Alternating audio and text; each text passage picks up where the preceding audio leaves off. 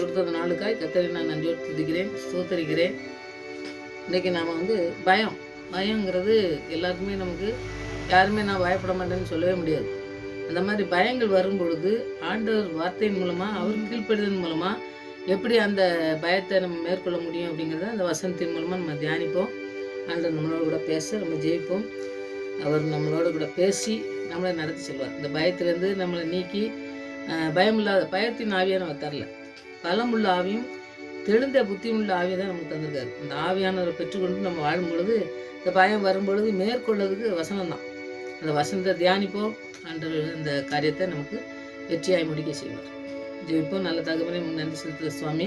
இந்த வசனத்தை தியானிக்கும் பொழுது எங்களுக்கு இருக்கிற பயங்களை நீக்கி எங்களை நீ உற்சாகத்தின் ஆவியினால் நிறைத்து நடத்துகிற தேவனாக இருக்கீங்க. நன்றி செலுத்துகிற சுவாமி. பயத்தின் ஆவி எங்களுக்கு தரவில்லை என்று சொன்னீங்களே சுவாமி. அப்படிப்பட்ட ஆவியானவரை பெற்றுக்கொண்டு நாங்கள் பயத்தோடு இருப்போம் என்றால் அந்த பயத்தின் ஆவியை எடுத்து பலமுள்ள ஆவியும் தெளிந்த புத்தி உள்ள ஆவியும் எங்களுக்கு தந்து எங்களை வழிநடத்த வேண்டுமாய் நாட்களில் அர்ப்பணிக்கிறோம் சுவாமி. எங்களுடைய ஒவ்வொருடைய பயத்தையும் நீக்கி நாட்களில் ஒரு பெரிய காரியத்தை செய்ய போறக்காக நன்றி செலுத்தும். பெரிய விடுதலையை வெற்றி நாளை நாங்கள் கொண்டாடுகிற நாட்களாய் மாற எங்களுக்கு நீங்கள் கிருபை தந்து வழிநடத்த போறக்காக நன்றி செலுத்துகிறோம் சுவாமி. நாட்களில் அப்படியே செய்து வழிநடத்த வேண்டுமா எங்களுடைய கருத்தில் அர்ப்பணிக்கிறோம். வசனங்களை தியானிக்கும் பொழுது ஆவியானவர் எங்களுக்கு கற்றுத்தந்து வழிநடத்தமா ஜெபிக்கிறேன். கத்தர் பெரிய காரியங்களை செய்து வழிநடத்தமா ஜெபிக்கிறேன். ஒருவரோடும் கூட பேச வேண்டுமா ஜெபிக்கிறேன். கத்தர் அப்படியே செய்து நாமத்தை மகிமைப்படுத்த போவதற்காக நன்றி செலுத்துகிறேன். துதிக்கான மகிமெல்லாம் மகே செலுத்துகிறேன். இயேசு நாமத்தில் ஜெபங்கள் நல்ல பிதாவே, ஆமென். ஒரு பாடல் பாடி வசனத்துக்குள்ள கலந்து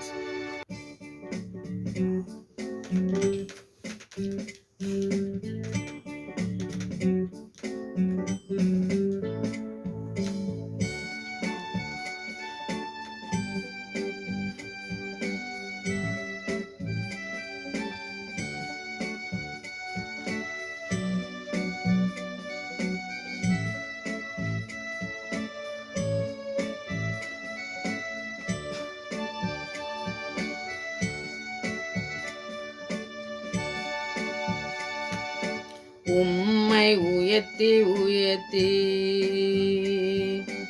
உள்ளம் மகிழுதையா. உம்மை நோக்கி பார்த்து இதயம் துள்ளுதையா. உம்மை உயர்த்தி உயர்த்தி உள்ளம் மகிழுதையா. உம்மை நோக்கி பார்த்து இதயம் துள்ளுதையா. கரம் பிடித்து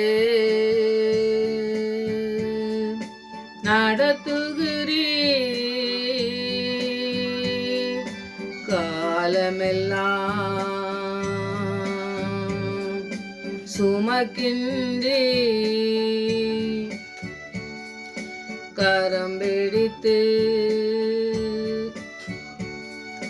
நடத்துகிறீர் காலமெல்லாம் சுமக்கின்றீர். நன்றி நன்றி நன்றி உமக்கு நன்றி.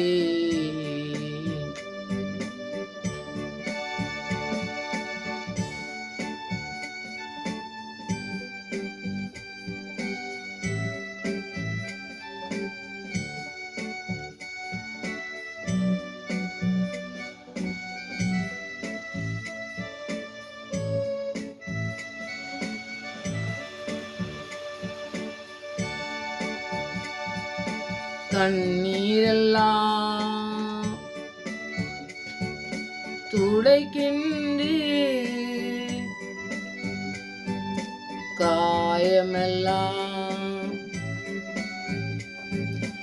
ஆற்றுகிறீர். கண்ணீரெல்லாம் துடைக்கின்றீர்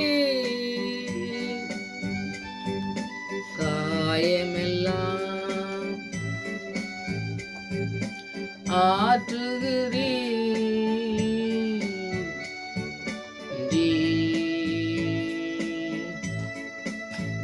உமக்கு நன்றி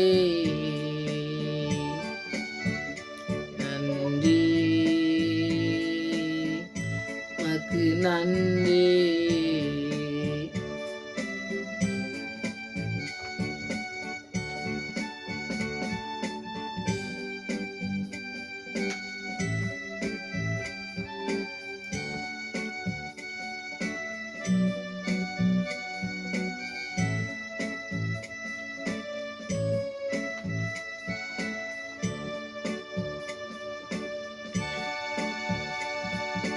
நல்லவரே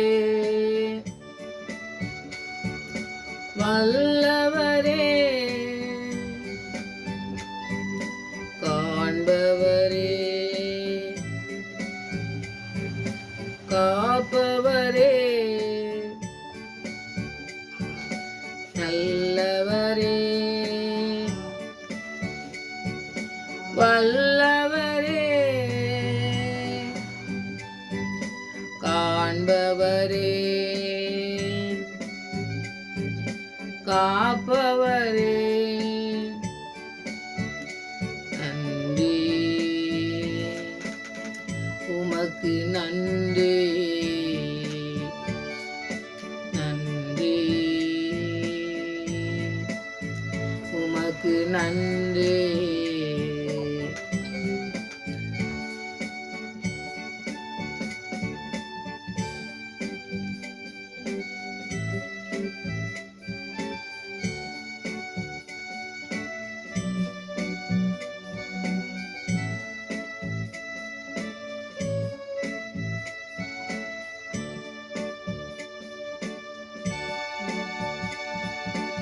இருப்பவரே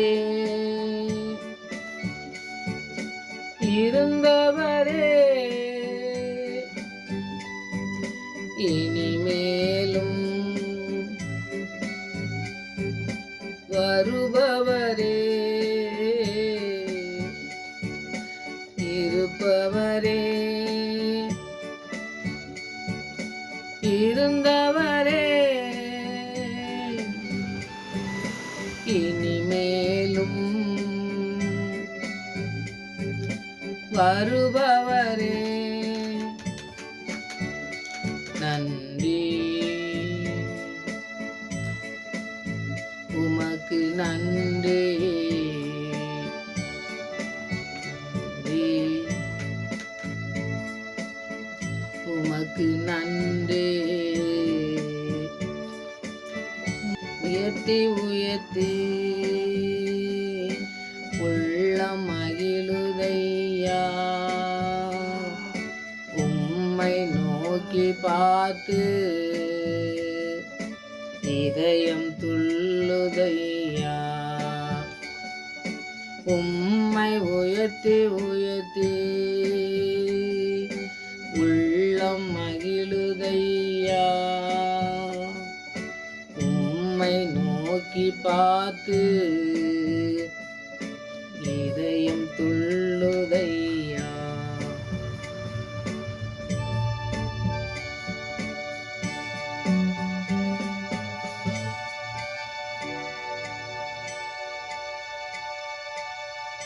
இன்றைக்கி நம்ம பயம் வந்து எப்படி வந்தது, அதனால ஆண்டவர்கிட்ட கீழ்ப்படிஞ்சு அந்த பயத்தை மேற்கொள்ளணும். நம்ம பயம் நிறைய வருது, நம்ம வாழ்க்கையில் நிறைய பயங்கள் வருது பார்த்திங்களா. அந்த பயங்கள்லேருந்து நாம் எப்படி மேற்கொண்டு நம்ம வந்தாங்க. நிறைய பேர் பார்த்திங்கன்னா வேத வசனத்தின் மூலமாக ஆண்டவர் கீழ்ப்படிஞ்சு அந்த பயத்தெல்லாம் மேற்கொண்டாங்க. ஆண்டவரே வந்து அவங்களோட பேசுனது நீங்கள் நிறைய வசனங்களை தியானிக்கலாம். பயப்படாதேன்னு சொல்லி ஆண்டவர் வந்து தைரியப்படுத்தி ஆண்டவர் இந்த பயத்திலேருந்து அவங்கள ஒரு பெரிய விடுதலையை கொடுத்து அவங்க விடுதலை பெற்றுக்கொண்டாங்க. அப்படிப்பட்ட காரியங்களை தான் இன்றைக்கி நம்ம தியானிக்க போகிறோம். முதலாவது பயம் எப்படி வந்தது அப்படின்னு சொல்லி நீங்கள் வேதத்தை நிறையா தியானிக்கும் போது பார்த்தீங்கன்னாக்கி தெரியும். ஏன்னா பயம் எப்படி வருதுன்னா, பயமே வந்து முதலாவது ஆதாம் ஏவாளை படைக்கும் பொழுது ஆண்டவர் எந்த விதத்திலும் குறையானதை வைக்கவே இல்லை. பெரிய தோட்டம், எல்லா வசதிகளும், அந்த ஆதியாமத்தை நீங்கள் படித்து பாருங்கள், எல்லா வசதிகளும் அவங்களுக்கு செஞ்சு கொடுத்து தான் அவங்கள படைச்சி அவங்கள வச்சார். அந்த இடத்துல எங்கேயுமே குறைகளே இல்லை. ஆனால் நன்மை தீமை அறியாமல் இருக்கிறதுக்காக ஆண்டவர் இந்த பாவத்தை செய்யாமல் இருக்கிறதுக்கு ஒரு காரியத்தை மாத்திரம் சொன்னார். அதை தான் பிசாசானவன் அவங்கள வஞ்சித்து அவங்கள செய்ய வச்சு, நீங்கள் முதலாவது ஆதியாமத்தில் படிச்சிங்கன்னா 3:10 அதில் தான் அவங்க கீழ்ப்படியாதனால அவன் வந்து என்ன சொல்கிறான்னா, நான் வந்து நிர்வாணியாக இருக்கேன், அதனால் உங்களுடைய சத்தத்தை கேட்டு நான் பயந்து ஒழிஞ்சிக்கிட்டேன்னு சொல்கிறான்.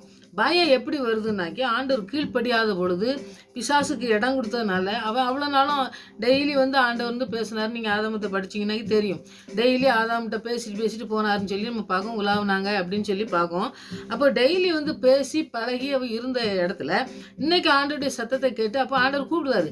ஏன் எப்பவும் பேசுறதுக்கு வருவானே, ஏன் காணலை அப்படின்னு. நம்ம வாழ்க்கையிலையும் பாருங்க, நம்ம சில காரியங்கள் ஆண்டவர் கீழ்ப்படியாமல் செஞ்சு நம்ம வஞ்சிக்கப்பட்டு நிறைய காரியங்களை நம்ம விழுந்து போகும்பொழுது ஆண்டவருடைய சமூகத்துக்கே போகிறதுக்கு நம்ம பயப்படுவோம். பார்த்தீங்களா, அந்த மாதிரி தான் இவனும் வந்து தவறு செஞ்சதுனால ஆண்டவர் சத்தத்துக்கு கீழ்ப்படியாமல் ஒளிஞ்சிருக்கேன்னு சொல்கிறான். அப்போ ஆண்டவர் ஏன் ஒளிஞ்சிருக்கா அப்படின்னு சொல்லும்போது அவனுடைய நிர்வாணம்னாக்கே நீங்கள் வந்து உடனே ட்ரெஸ் இல்லாமல் இருக்குது அப்படின்லாம் கிடையாது. நம்ம நிறைய காரியங்கள் அதில் கற்றுக்கொள்ளலாம்.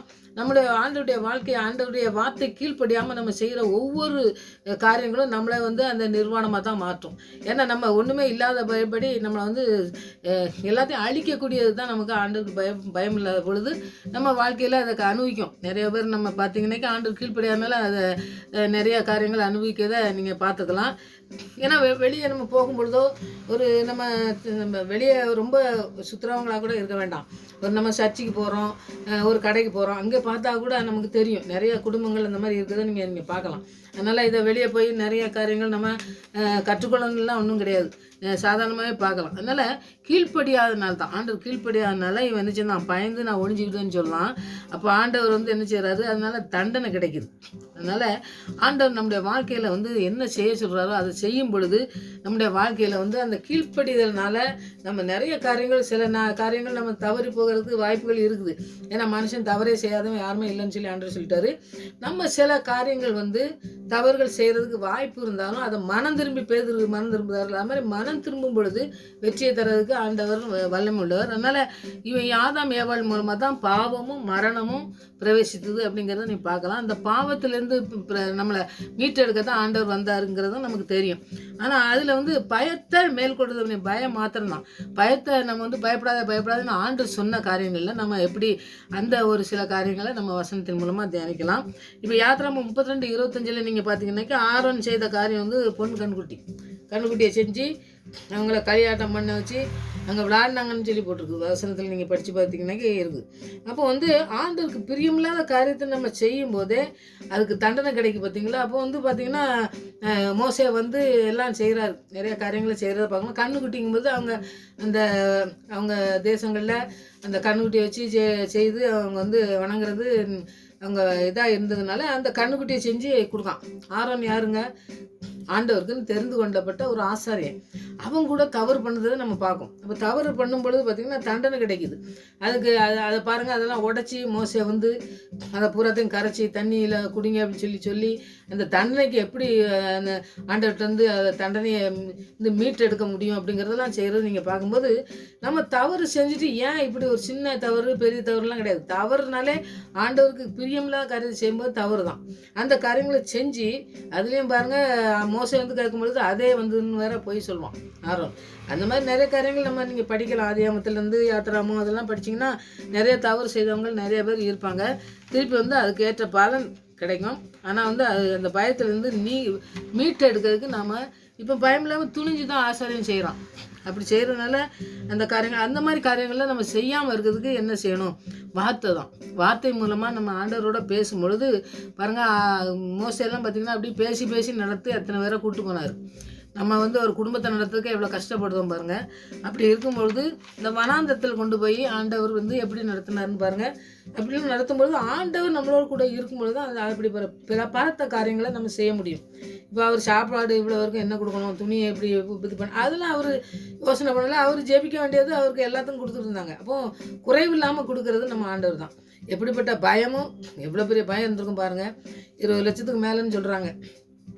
அப்போ அவ்வளோ வரைக்கும் சாப்பாடு மற்ற காரியங்கள் எல்லாமே மோசே தான் எல்லாமே செய்யணும்னு சொல்லி வச்சுருக்காரு. அப்போ ஆண்டவர் வச்சுருக்கும்போது அந்த மோசைக்கு எந்த விதத்துலேயும் பயம், எப்பவுமே பயம் வந்து தான். அவர் போகும்பொழுது நானும் வருவேன்னு சொல்லி போனவன் பயந்தானே ஒழிய மோசை வந்து பயப்படவே இல்லை.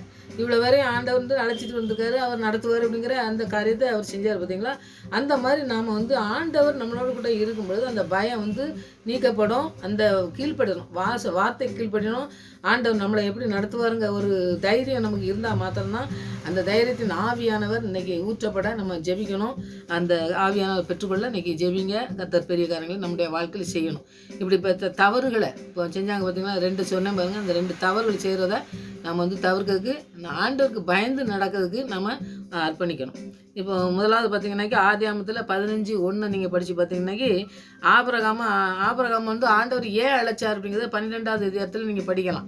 அழைக்காரு, ஆண்டவர் கூப்பிட்டு வராரு. அப்போ பார்த்தீங்கன்னா நிறையா காரியங்கள் அந்த இடத்துலலாம் 15வது அதிகாரம் வரைக்கும் நீங்கள் படிச்சிங்கன்னா நிறைய காரியங்கள் நடக்குது.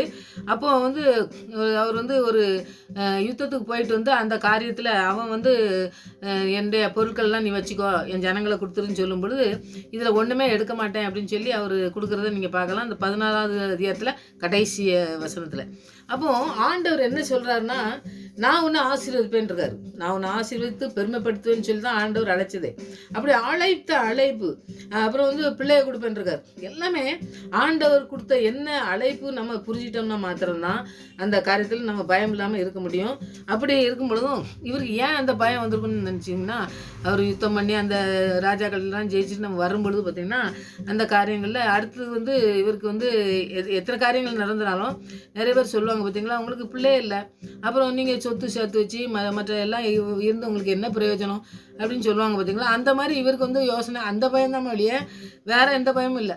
அவர் ஆண்டவர் கூப்பிட்டு வந்தார், எப்படி நடத்துவாருங்க, அந்த ஒரு எப்படி செய்யப்படுறாரோ அங்கே பயம்லாம் கிடையாது. ஆனால் ஆண்டவர் வந்து ஆபிரகாமை கூப்பிடுதாருன்னு சொல்லி நம்ம பார்க்கோம். இந்த காரியங்கள் முடிந்த இந்த வாலிபர் சாப்பிட்ட போக அந்த மேலே முன்னாடி வந்து பார்த்திங்கனாக்கி நிறைய காரியங்கள் நீங்கள் படிக்கலாம், அதெல்லாம் நீங்களே படிச்சுக்கோங்க. ஆண்டவர் வந்து இந்த ஆபிரகாம் சோதம் ராஜாவை பார்த்து ஆபிரகாம் ஐஸ்வர்யன் ஆனான்ட்டு சொல்லி அவர் வந்து சொல்லாதபடிக்கு அவன் வந்து எல்லாத்தையும் கொடுக்கான். சோதம் ராஜா ஆபிரகாம் இன்னைக்கு இந்த 14வது அதிகாரத்தில் 21வது வசனத்தை நீங்கள் படித்து பார்த்தீங்கன்னா, சோதமின் ராஜா ஆபிரகாம் இன்னைக்கு ஜனங்களை எனக்கு தாரும், பொருட்களை நீர் எடுத்துக்கொள்ளுன்னு சொல்லி சொல்கிறான். அப்படி சொல்லும் பொழுது அவர் சொல்கிறது, நான் ஒன்றுமே உன் பொருளை ஒன்றுமே தொடவே மாட்டேன். ஆண்டவர் என்ன ஐஸ்வர்யனை மாற்றிருக்காரு.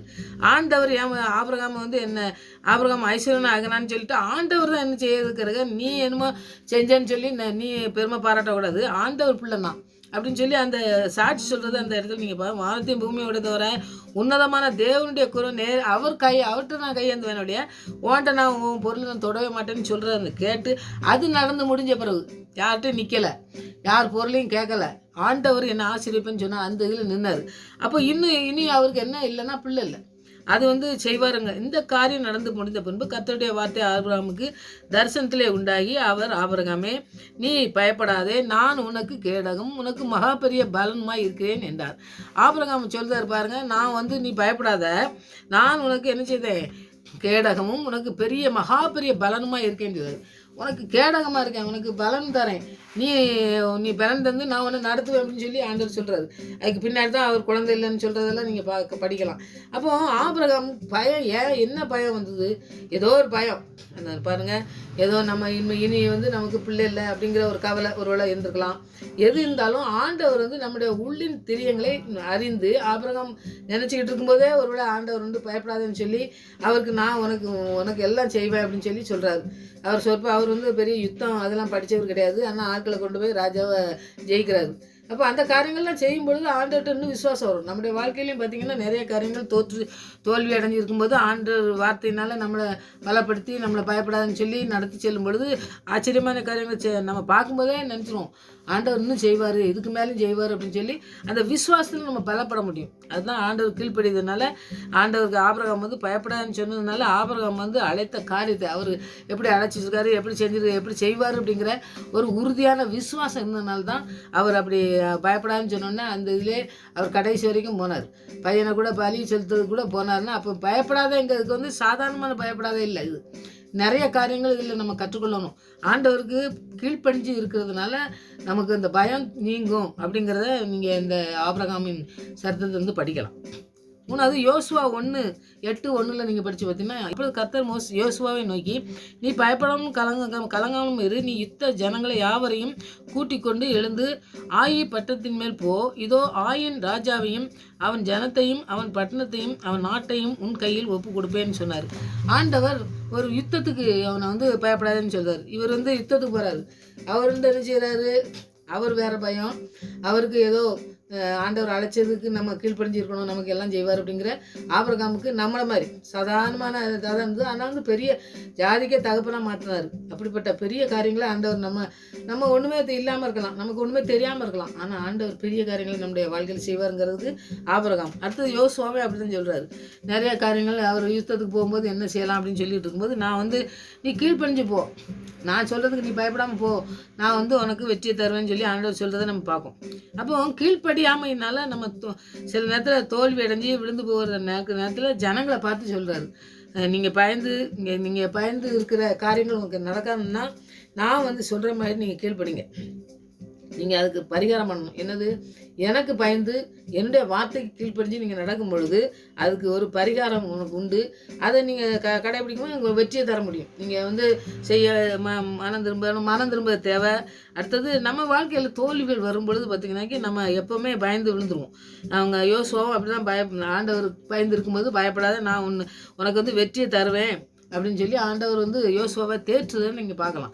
அப்படிப்பட்ட காரியங்களை நீங்கள் செய்யும் பொழுது ஆண்டவர் நம்மளை தேற்றும் பொழுது பயப்படாதேன்னு சொல்லும் பொழுது நாம் பயப்பட வேண்டிய அவசியம் இல்லை. அவர் வந்து எல்லாத்திலும் நம்மளை நடத்தி செல்ல வல்லமுள்ள தேவனாக இருக்கிறாரு. அதனால் வசனத்தினால நம்ம கூட பேசும் பொழுது நம்ம அதுக்கு கீழ்ப்படிஞ்சு நடக்கும் பொழுதே ஆண்டவர் நம்மளோட கூட பேசுகிறத நீங்கள் உணர முடியும்.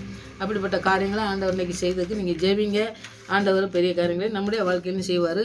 யோசுவாவுக்கு மாத்திரமில்லை, நமக்கும் மனம் திரும்பி ஆண்டவருக்கு பயந்து ஆண்டவர் கீழ்ப்படியாமல் இருக்க காரியங்களை, ஆண்டவரே நான் இதில் கீழ்ப்படியாமல் இருந்துட்டேன், இதில் வந்து நீங்கள் எனக்கு உதவி செய்யுங்க ஆண்டவரே, அதுக்கு நான் மனம் திரும்பி நான் உங்கள் பாதத்தில் வர்றேன், நீங்கள் எனக்கு உதவி செய்யுங்கன்னு சொல்லி நம்ம ஜெபிக்கும் பொழுது ஆண்டவர் பெரிய காரியங்களை நம்முடைய வாழ்க்கையில் செய்வார். அடுத்தது பார்த்திங்கன்னா, யோசபாத்தை நீங்கள் நிறைய படித்தவங்களாங்க தெரியும். 2 நாளாகவும் 20வது அதிகாரத்தில் 15வது வசனத்தை நீங்கள் படித்து பார்த்தீங்கன்னா, சகல யூத கோர்த்தாரே எருசலேம் குடிகளே ராஜாவை யோசபாத்தின் கேளுங்கள், நீங்கள் அந்த ஏராளமான கூட்டத்திற்கும் பயப்படாமலும் கலங்காலாமல் இருங்கள் என்று கர்த்தர் உங்களுக்கு சொல்லுகிறார். இந்த யுத்தம் உங்களுடையதல்ல, தேவனுடையது. இப்போ இங்கே யோசபாத்து நீங்கள் 1வது அதிகாரத்தில் நீங்கள் படித்து 20வது அதிகாரத்தில் படிச்சிங்கன்னா அவரே வந்து சொல்கிறாரு. அப்பொழுது இந்த நிறைய எல்லாரும் வந்து சண்டைக்கு வராங்க அப்படின்னு சொல்லி 1வது 20வது அதிகாரத்தில் 1வது வசனத்தை நீங்கள் படிக்கலாம். அப்பொழுது என்ன யோசபாத் என்ன செய்கிறாருன்னு 3வது வசனத்தை பார்த்தீங்கன்னா, அப்பொழுது யோசபாத் பயந்து, எப்போ ஏன் பயம் வருது, யுத்தத்துக்கு போகிறதுக்கு பயப்படுது. இப்போ யோசுவாவுக்கும் அப்படி தான், யுத்தத்தில் தான் ஆண்டவர் வெற்றியை கொடுத்தாரு. இந்த யோசபாத்துக்கும் பாருங்கள், நிறைய யுத்தத்துக்கு வர்றாங்கன்னு சொன்னோடனே பயம் வந்துடுது. பயம் வந்தோடனே என்ன செய்கிறாரு, இங்கே வந்து யோசுவா வந்து என்ன செய்கிறாரு, யோசுவாவுக்கு ஆண்டவரே வந்து என்ன செய்கிறாரு, நான் உனக்கு வந்து வெற்றியை தருவேன் அப்படின்னு சொல்லி ஆண்டவர் இந்த கீழ்ப்படிஞ்சு நடக்கும்பொழுது வெற்றி தருவேன்னு சொல்கிறாரு. யோசபாத் என்ன செய்கிறாருன்னா, எல்லாத்தையும் கூட்டி எல்லாத்தையும் ஜெபம் பண்ணுங்கன்னு சொல்கிறாரு. அப்பொழுது யோசபாத் பயந்து கர்த்தரை தேடுவதற்கு ஒருமுகப்பட்டு யூதாவெங்கும் உபவாசத்தை கூறிவித்தான். இங்கே எல்லாம் உபவாசம் பண்ணி ஜெபம் பண்ணுங்க அப்படின்னு சொல்லி அவர் பயந்தவொடனே என்ன செய்கிறாருன்னா, உபவாசம் பண்ணி ஜெபம் பண்ணதுக்கு எல்லாத்தையும் கூட்டி சேர்க்குறாருன்னு பார்ப்போம். இப்போ ஆண்டவர் பேசுகிறாரு இங்கே யோசுவா கூட. இங்கே வந்து ஆண்டவர் என்ன செய்கிறாரு, கடைசியில் ஆண்டவர் பேசினோடனே என்ன செய்கிறாரு, யோசபாத்து பயந்த பயம்லாம் என்ன செய்தார், அவன் எல்லாத்தையும் ஆண்டவர் நமக்கு ஒப்பு கொடுப்பாருன்னு சொல்லி அந்த நிறைய நீங்கள் அந்த ஃபுல்லாக படிச்சிங்கன்னா, அந்த அதிகாரத்தை ஃபுல்லாக படிச்சிங்கன்னா தெரியும். யோசபாத்து வந்து யுத்தத்துக்கு வெற்றி பெறதுக்கு ஆண்டவர் என்ன சொல்கிறாருன்னா, நீ யுத்தம் பண்ண போகிறதில்ல, யோசுவாவுக்கு வந்து நீ எல்லாத்தையும் கூட்டி சேர்த்து கொண்டு போ, அங்கே எல்லாத்துக்கும் நான் வெற்றி தருவேன்னு சொன்னார். இங்கே அப்படி சொல்லலை, யுத்தம் செய்கிறது நான்ட்டார். இங்கே வந்து யோசபாத் ஜெபிக்கும் பொழுது, உபாசம் பண்ணி ஜெபிக்கும் பொழுது ஆண்டவரை முதலாக தேடினார். அதுதான் முக்கியம். இதில் ஆண்டவரை தேடும் பொழுது ஆண்டவருடைய வார்த்தை நம்மளோட கூட இருக்கும். அந்த பயம் நமக்கு நீக்கிறதுக்கு அதுதான் பரிகாரம் நமக்கு. அதனால் அந்த வார்த்தையை தான் நம்ம பிடிச்சி ஜெபிக்கணும். இந்த யோசபாத் பயந்த உடனே என்ன செஞ்சார்? கர்த்தரை தேடினார். தேடும் பொழுது யுத்தத்தை அவரே எடுத்துகிட்டு நான் என் யுத்தம் வந்து உங்களுடையது இல்லை, என்னுடையது. நான் வந்து யுத்தத்தில் ஜெயிக்கிறதுக்கு நான் உங்களுக்கு உதவி செய்வேன்னு சொல்லி ஆண்டவர் சொல்கிறது இங்கே பார்க்கலாம். அப்போது நம்முடைய வாழ்க்கையில் இப்போ யோசபாத்துக்கு வந்து பார்த்திங்கன்னா நிறையா எதிராக கொண்டு வந்த அந்த பயம், இந்த யுத்தம் அதெல்லாம் வரும்பொழுது அவர் வெற்றி தருவேன்னு சொன்னது ஆண்டவர் தான். ஆண்டவரை தேடும் பொழுது வெற்றி கிடைச்சிது. இப்போ நம்முடைய வாழ்க்கையில் பார்த்திங்கன்னா நிறைய பிசாசனவன் எதிராக வந்து நிறைய திட்டங்கள், நிறைய யுத்தம்னாக்கி அதனால சண்டை தான் அப்படின்னு நினைக்கக்கூடாது. குடும்பத்தில் எத்தனையோ பிரச்சனைகள் வருது, நிறைய தோல்விகள் வருது, பிள்ளைகளோட வாழ்க்கையில் மற்ற வாழ்க்கையில் எல்லாமே வர்ற காரியங்கள்லாம் பார்த்திங்கனாக்கி அதெல்லாம் ஒரு பயத்தினால வரக்கூடியது, ஆண்டு கீழ்ப்படியாதனால வருது. அதெல்லாம் வந்து நம்ம மேற்கொள்ளணுன்னாக்கி கர்த்தரை தான் தேடணும். அவருடைய வார்த்தையை தேடும் பொழுது இந்த பயத்திலேருந்து நம்மளை நீக்கி எப்படிப்பட்ட பயமாக இருந்தாலும் நம்முடைய வாழ்க்கையில் எத்தனை பெரிய தோல்வியாக இருந்தாலும் தோல்வியை நன்மையாக மாற்றுவார் ஆண்டவர். எந்த காரியங்களாக இருந்தாலும் சரி, எவ்வளோ பெரிய காரியங்களாக இருந்தாலும் சரி, பிசாசனும் ஒரு திட்டம் வச்சுருப்பான். நம்முடைய வாழ்க்கையில் திட்டம் போட்டு இதெல்லாம் எப்படி கவுத்துறணும்னு சொல்லி இருந்தாலும் கூட ஆண்டவர் நம்மளை அழைச்ச நோக்கம் வந்து நிறைவேறும். அதை நிறைவேறதுக்கு நம்ம அர்ப்பணித்து நம்ம ஒப்பு கொடுத்து மனம் திரும்புதலோட ஆண்டோடைய வார்த்தைக்கு நம்ம முழுதுமாக அர்ப்பணித்து இந்த யோசபாத்தை எப்படி ஆண்டவர் தேடினாரோ அது மாதிரி தேடும் பொழுது நமக்கு எப்படிப்பட்ட யுத்தங்களை பிசாசனம் கொண்டு வந்தாலும் எல்லாம் கர்த்தருடையதுன்னு சொல்லி நம்ம சொல்லிட்டு ஜெபிக்க வேண்டியதுதான். அது ஆண்டவர் வெற்றியை தருவார். அடுத்தது யாருக்கு பயப்படணும் அப்படிங்கிறதையும் நம்ம வந்து புரிஞ்சுக்கலாம். இப்போ கர்த்தரை தேடினாங்க, கர்த்தர் வந்து பேசி பயப்படாதுன்னு சொல்லி ஆண்டவர் யுத்தம் பண்ணி எல்லாம் 2 பேரும் செஞ்சார், அதெல்லாம் நம்ம படித்தாச்சு. இப்போ யாருக்கு பயப்படணும் அப்படிங்கிறத படிச்சிங்கனாக்கி நீங்கள் நிறையா கர்த்தருக்கு பயப்படுறதுலே ஞானத்தின் ஆரம்பம்னு சொல்லி நீங்கள் சங்கீதம் 111:10 நீதிமொழிகள் 1:7 நீங்கள் படிக்கலாம். அப்போ கர்த்தருக்கு பயப்படுறதுலே ஞானத்தின் ஆரம்பம் அப்படின்னு சொன்னோம்னாக்கி நீங்கள் கர்த்தருக்கு பயப்படுதல் அதுதான் ஞானம் தரும். கர்த்தருக்கு பயப்படும் பொழுது நமக்கு ஞானம் கிடைக்கும். அது வந்து நம்ம உலக ஞானத்துக்கும் கர்த்தருடைய ஞானத்துக்கும் ஒரு பெரிய வித்தியாசம் உண்டு. நம்ம உலக பிரகாரமான உள்ளது வந்து உலக பிரகாரம் மாத்திரம்தான் அதில் நடந்து நம்ம செல்ல முடியும். ஆனால் கர்த்தருடைய ஞானம் வந்து ஞானத்தை கொடுக்கும் பொழுது பெற்றுக்கொண்ட சாலமோன் எத்தனை காரியங்களை நமக்கு சொல்லித்தரதை நம்ம பார்க்க முடியும். உலக வாழ்க்கையில் நம்ம அனுபவிக்கக்கூடிய காரியங்கள் நிறைய, நம்ம கண்டுகொள்ளக்கூடிய காரியங்கள், நம்ம படிக்க வேண்டிய காரியங்கள் எல்லாமே நீதிமொழிகள், பிரசங்கி இதெல்லாம் படித்து பார்த்திங்கன்னா நிறைய ஒரு ஞானத்தை, ஆண்டவருடைய ஞானத்தை பெற்றுக்கொண்டா எப்படி வாழலாம். ஆனால் உலக வாழ்க்கை ஞானம் எப்படி இருக்குன்னா அப்போ தான் இப்போ கர்த்தருக்கு பயப்படுதல் ஞானத்தின் ஆரம்பம்னா ஞானத்தின் ஆரம்பமே பயப்படுதல் தான். ஆண்டவர் பயப்படுதலுக்கு ஒரு தனி ஞானமே கிடைக்கும். அந்த ஞானத்தை வச்சுக்கொண்டு வர ஞானம் இல்லைன்னா நம்ம என்ன சொல்லுவோம்? உலகத்தில் ஞானமே இல்லை, அவன் ஞானமாகவே நடக்க மாட்டான், அவன் சரியாகவே நடக்க மாட்டான் அப்படின்னு சொன்னோம்னாக்கி அதுக்கு அதுக்கு பேர் என்னென்னா உலக மக்கள் கொடுத்தது பைத்தியம். இப்போ பைத்தியமாக இருந்தோம்னாக்கி பைத்தியமாக இருக்குன்னு சொல்ல யாருமே கேட்க மாட்டாங்க. அப்போ ஆண்டவர் தேவை பயம் இல்லைனாக்கே அவன் வந்து ஞானம் இல்லாதவன், அவன் வந்து பைத்தியம்னு சொல்லி நம்ம இந்த வேத வசனத்தின் மூலமாக நம்ம பார்க்கலாம். அதனால் தேவன் இல்லாமல் வாழும் வாழ்க்கை வந்து ஒரு பைத்தியமான வாழ்க்கை. அந்த வாழ்க்கை வாழுறதுக்கு நம்மளை ஆண்டவர் அழைக்கலை. நம்முடைய வாழ்க்கை வந்து ஆண்டவருக்கு பிரியமான வாழ்க்கை வாழ்வதற்கு தான் ஆண்டவர் அழைச்சிருக்காரு. அதனால் ஆண்டவருக்கு பிரியமான காரியங்களே ஆண்டவருக்கு பயந்து அவருடைய ஞானத்தில் வளர்ந்து இருக்கும் பொழுது இந்த பயங்கள்லாம் நம்மளை போக்கி நம்மளை நடத்த வல்லமுள்ள தேவன். அதனால் அந்த காரியங்களை நம்ம செய்யலாம். ரெண்டாவது சங்கீதம் 118 6வது வசனத்தை நீங்கள் படித்து பார்த்தீங்கன்னா, கர்த்தர் என் பட்சத்தில் இருக்கிறார், நான் பயப்படேன். கர்த்தர் நம்ம பக்கத்தில் இருக்கும் பொழுது, கர்த்தர் நம்ம பட்சத்தில் இருக்கும்போது, நம்ம பக்கத்தில் இருக்கும் பொழுது, உதவி செய்கிறதுக்கு இருக்கும் பொழுது நம்ம பயப்பட வேண்டிய அவசியம் இல்லை. ஏன்? கர்த்தருடைய வார்த்தை நம்மளோட கூட இருக்குது, அவர் நம்ம பக்கம் இருக்காரு, அந்த பயம் வரவே வராதுன்னு சொல்லி நம்ம பார்க்கணும். எத்தனை பெரிய பயத்தை பிசாசம் கொண்டு வந்தாலும் அந்த பயத்தை மேற்கொள்றதுக்கு அவருடைய ஆவியானவர் நமக்கு கூட இருந்து நம்மளை உதவி செய்கிறவராக இருக்காரு. அதனால் அந்த காரியங்களை செய்யணும். அவன் வந்து என்ன செய்கிறான்னா, மனுஷனுக்கு பயப்பட மாட்டேன், மனுஷனுக்கு நம்ம பயப்படுவோம். மேலே நிறையா காரியங்களில் பார்த்திங்கன்னா கஷ்டங்கள் வரும்போதோ நிறையா ஏதோ ஒரு காரியம் நமக்கு செய்யும் பொழுதோ நம்ம மனுஷனுக்கு பயந்து நம்ம ஓடும் பொழுது அந்த மனுஷன் பயத்தினால நமக்கு வந்து நான் தான் ஆண்டவருடைய பயம் இருக்கும் பொழுது மனுஷனுக்கு பயப்பட மாட்டாங்க. அதனால் ஆண்டவருடைய பயம் இல்லாதவங்க மனுஷனுக்கு பயப்படணும். ஆனால் நாம் ஆண்டவருக்கு பிரியமான பிள்ளையா அவரோட ஜெபத்தில் ஐக்கியம் கொண்டு அவரோட கூட நம்ம இணைஞ்சி அவர் நம்ம பக்கத்தில் இருக்கும், நம்ம அவரோட பேசணும், அவர் நம்மளோட கூட பேசி சமயமாக இருக்கும் பொழுது இந்த பயத்திலேருந்து நம்மளை மீட்டெடுக்க வல்லமுள்ள தேவனாக இருக்கார். இருக்கார். அவர் நம்மளோடு கூட இருக்கிற தேவன். அவர் நம்மளை ஒரு நாளும் கைவிடாத தேவன். அவர் நம்முடைய பக்கத்தில் இருக்கார் மாத்திரம் இல்லை, நம்மளோடு கூட பேசுகிற தேவன். அவர் நம்ம எல்லாவற்றிலும் நமக்கு காத்து வழிநடத்தக்கூடிய நல்ல தகப்பனாக இருக்கார். அதனால் அவரை நம்ம மேன்மைப்படுத்துகிற பிள்ளைங்களாக நம்ம இருக்கும் பொழுது அவர் நம்முடைய காரியங்களில் எல்லா பயத்திலிருந்து நீக்கி நம்மளை பக்கத்துலேருந்து நம்மளை வந்து எல்லாவற்றையும் நேர்த்தியாக நடத்தி செல்ல வல்லமுள்ள தேவனாக இருக்கார். அதனால் ஆண்டவருடைய ஆண்டவருடைய பிரசனத்தில் நம்ம எப்பொழுதும் ஜெபிக்கிற பிள்ளைங்களா அவருக்கும் நமக்கும் தொடர்பு இருக்கணும். தொடர்பு இருந்தோம்னா தான் அவர் நம்மளுடைய பயத்தில் எல்லாவற்றையும் நீக்கி நம்மளை நடத்துவார். நம்ம வாழ்க்கையில் நம்ம ஒரு காரியத்தை நடந்து செல்லும் பொழுது அதில் உதவி செய்கிறத நம்ம பார்க்கும் பொழுது தான் அதை நான் இப்போ சொல்லிகிட்டே வரேன், ஆண்டவரோட ஐக்கியமாக இருங்க, ஆண்டவர் கூட ஜெபத்தில் நீங்கள் நம்மளோட பேசணும், நம்ம அவரோட பேசும் பொழுது நமக்கு எல்லா பயத்தையும் நீக்குவார்னு நான் சொல்கிறத நீங்கள் கேட்டுட்டு இருக்கலாம். ஆனால் வந்து நீங்கள் அனுபவப்பட்டால் தான் அது தெரியும். நம்மளுக்கு ஒரு காரியங்களில் வந்து ஆண்டவர் செய்த காரியங்கள் நம்ம வந்து அதை வந்து அனுபவிச்சா தான் தெரியும். அனுபவிக்கும் பொழுது நீங்கள் அதை பற்றி பிடிச்சிக்கொள்ள முடியும். அதை வந்து இந்த நாட்களில் செய்கிறதுக்கு நீங்கள் ஜெபிங்க. ஆண்டவருடைய பிரசன்னம் நமக்கு சமீபமாக இருக்கட்டும். சமீபமாக இருக்கிறவனை தான் நம்ம நோக்கி பார்க்கிறவராக இருக்கார். அவரும் நம்ம சமீபமாக இருக்கணும். நம்மளும் அவருக்கு பாதத்தில் எப்பொழுதும் அமர்ந்திருக்கிற பிள்ளைங்களாக இருக்கிறதுக்கு நம்ம ஒப்பு கொடுப்போம். அந்த பெரிய காரியங்களை நம்முடைய வாழ்க்கையில் செய்வார். அதனால் அதை ஜெபத்தின் மூலமாக தான் நம்ம அதை பெற்றுக்கொள்ள முடியும். அந்த பயத்திலேருந்து நம்ம மேற்கொள்ள முடியும். அவர் நம்ம பக்கத்தில் இருக்கணுங்கிறத இந்த நாட்களில் நீங்கள் ஜெபத்தோடு கூட இந்த வசனத்தை தியானிங்க. அடுத்தது எபிரேயர் 13:6 நீங்கள் பார்த்தா கர்த்தர் எனக்கு சகாயர், நான் யாருக்கு மனுஷனுக்கு பயப்பட மாட்டேன்னு சொல்கிறத நீங்கள் பார்க்கலாம். அப்போ அவர் வந்து உதவி செய்கிறவராக இருக்கார். இப்போ பார்த்தீங்கன்னா அவர் வந்து பக்கத்தில் இருக்கார். இப்போ உதவி செய்கிறவர் தேவன் வந்து நம்ம வந்து மறந்துட்டு போகிறதோ நம்மளை கைவிடுறதோ ஆண்டவரோ இல்லை. அவர் வந்து நமக்கு சகாயராக இருக்கார், நமக்கு உதவி செய்கிறார், நம்ம பக்கத்தில் இருக்காருன்னு சொல்லி நம்ம பார்க்கணும். அப்போ எந்த சூழ்நிலைனாலும் அவர் நம்மோடு கூட இருந்து நமக்கு உதவி செய்கிறான்னு சொல்லி நாம் வந்து முழுமையாக நம்பணும்.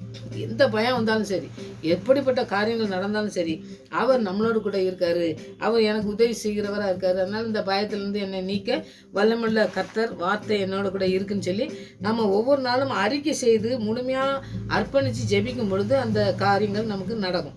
அதனால் அந்த காரியங்களை நீங்கள் செய்யறதுக்கு முழுமையாக அர்ப்பணித்து ஜெபிங்க.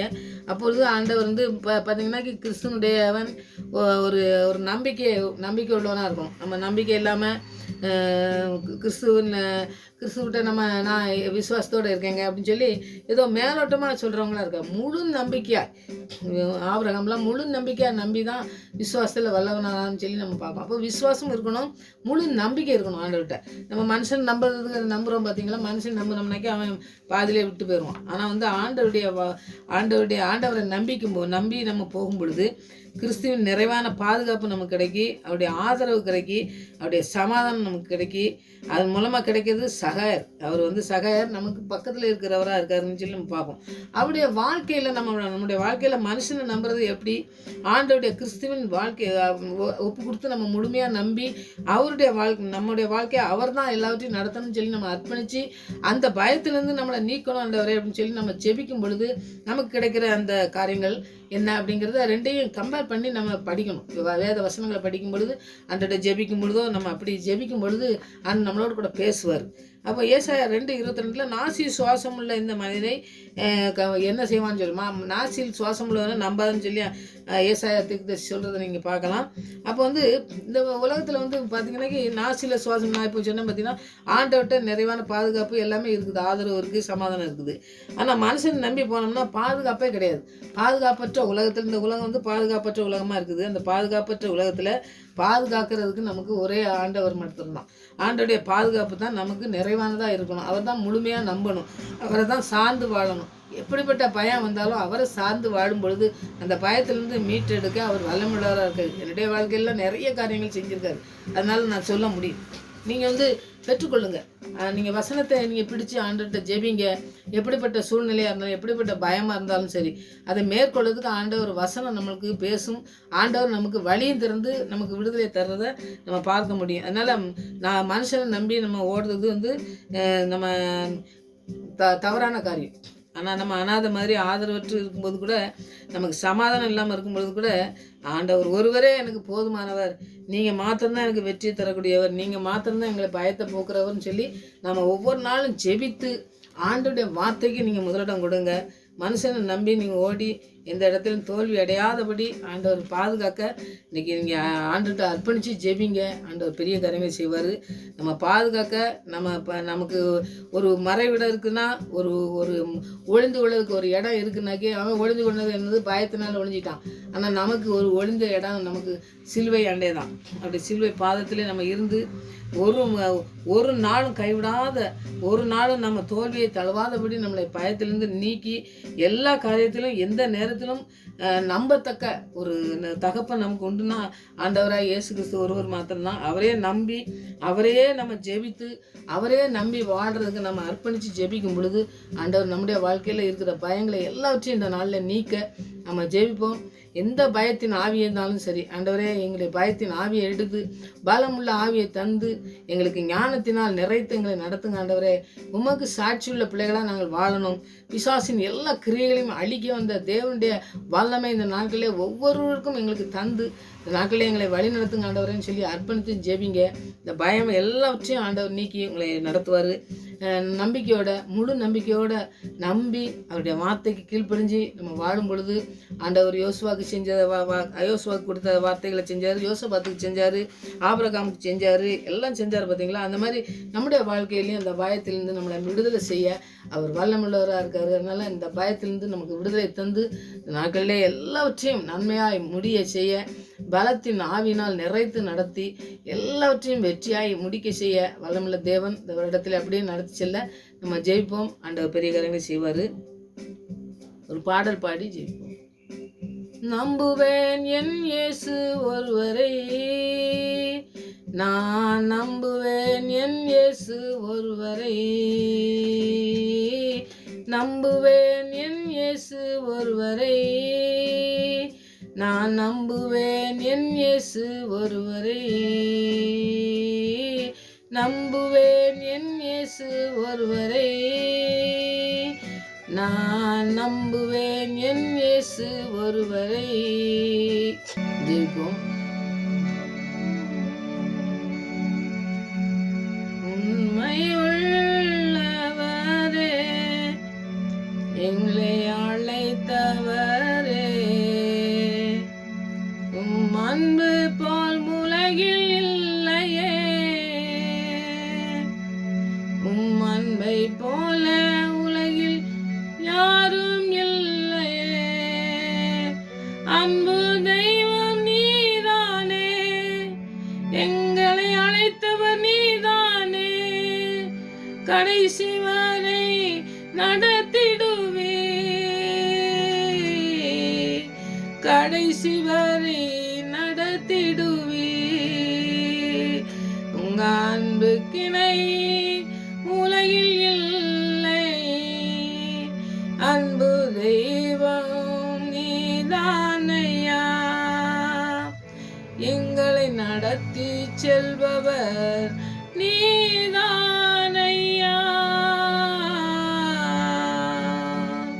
ஆம் சாமி, எங்களை கடைசி வரை நடத்துகிற தேவனாருக்கு நன்றி செலுத்துறப்பா. எங்களுக்கு இருக்கிற பயங்களை எல்லாம் நீக்கிறவராக நன்றி சுவாமி. ஆதாம் ஏவல் செய்த கீழ்ப்படிதலினாலே வந்த பயத்தையும் மரணத்தையும் வெற்றியை சுதந்திரத்து கொண்டு சிலுவையில் ஆண்டவரை எங்களை விலக்கி வாங்கி கொண்டிருக்கீங்களே சுவாமி. பயத்தின் ஆவியை அல்ல ஆண்டவரை, பலமுள்ள ஆவியும் தெளிந்த புத்தியுள்ள ஆவியை எங்களுக்கு தந்திருக்கீங்களே, அந்த ஆவியை பெற்றுக்கொண்டு ஆண்டவரே இந்த பயத்தை மேற்கொள்கிற பிள்ளைகளாய் காணப்பட, எந்த பயமா இருந்தாலும் அதை மேற்கொள்ள ஆண்டவரே. எங்களுக்கு ஆண்டவரே யுத்தம் அல்ல ஆண்டவரே, ஒரு யுத்தம் உண்டு.